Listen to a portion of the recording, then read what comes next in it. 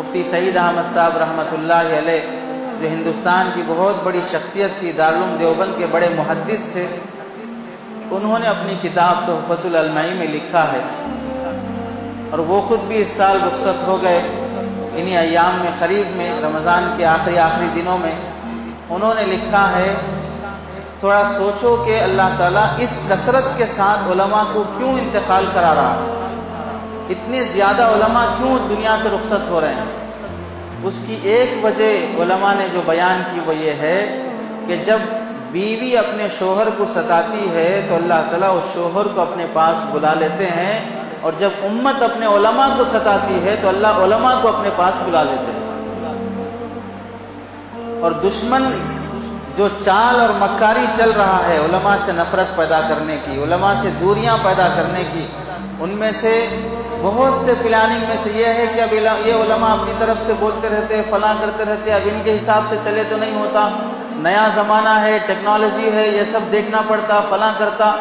علماء کے علم اور ان کی شان میں توہین تحقیر کر کے ان کی بات کی اہمیت کو گھٹا کر دین سے دوری کرنے کی جو پلاننگیں ہو رہی ہیں، تو جب علماء کی تحقیر، توہین، تذلیل، انہیں ڈسگریس کیا جائے گا تو یہ ان کی شان میں جو تکلیف دہ باتیں ہوتی ہیں، اللہ تعالیٰ ان کی اس بدعملی کی وجہ سے علماء کو اپنے پاس بلا لیتے ہیں۔ ایک ہے علماء سے دوری کا طریقہ کہ علماء ہیں، آپ ان سے دور کٹے ہوئے جی رہے ہیں، یہ بھی اللہ کی طرف سے عذاب ہے۔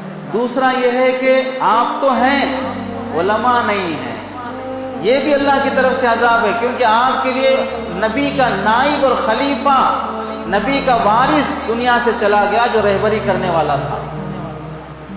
تو اس واسطے ہماری ہر دعا میں یہ کوشش ہونی چاہیے کہ اللہ علماء کا سایہ ہم پر ہمیشہ قائم رہے۔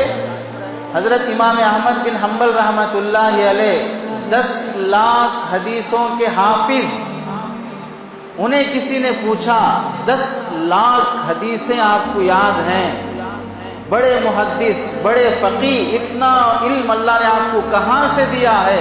تو انہوں نے کیا فرمایا، 30 سال میرے ہو گئے نماز پڑھتے پڑھتے جب اب میں بیان کر رہا ہوں۔ امام احمد بن حنبل فرماتے ہیں 30 سال ہو گئے میری فرض نماز ادا کرتے ہوئے، آج تک اللہ گواہ ہے کوئی نماز ایسی خالی نہیں گزری جس کے بعد میں نے اپنے علماء اور اساتذہ کے لیے دعا نہ کیا ہوں۔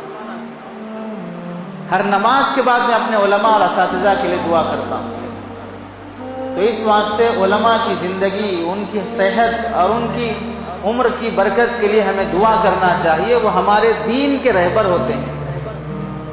100 میں سے 1% عالم کو بھی آپ دکھا نہیں سکتے جو آپ کی دنیا کو لوٹنے والا بنا ہو۔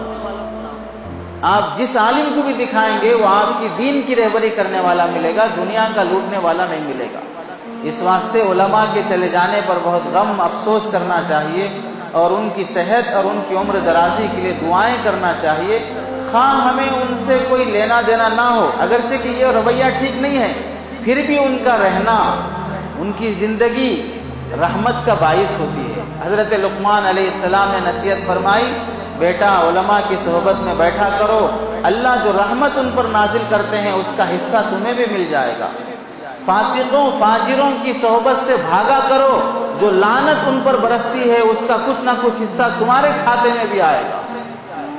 تو اس واسطے علماء کی شان میں کسی بھی طرح کی بے ادبی نہ ہو، گستاخی نہ ہو، بدتمیزی نہ ہو۔ حضرت تھانوی رحمۃ اللہ علیہ نے فرمایا، زندگی میں اگر کبھی ایک بار بھی کوئی آدمی جان بوجھ کر علماء کی شان میں بدتمیزی کر دے تو اللہ تعالیٰ اس کی نسل سے دین کا علم اٹھا لیتے ہیں۔ اب کبھی اس کی نسل میں کوئی عالم، کوئی حافظ، کوئی دیندار پیدا ہونے کا تصور ہی نہیں کر سکتا۔ یہ نبی کے نائب ہیں، یہ نبی کے خلفاء ہوتے ہیں، نبی کے وارث ہوتے ہیں۔ سچی توبہ کے بغیر اللہ تعالیٰ نسل کو دیندار بنائیں گے نہیں، جب اگر کوئی شخص علماء کی دین میں علماء کی شان میں بدتمیزی اور بے ادبی کے گستاخی کے ساتھ پیش آتا۔ اس واسطے ان کے لیے محبت، عقیدت، غلط باتیں ان کی شان میں کرنے سے بچنا چاہیے۔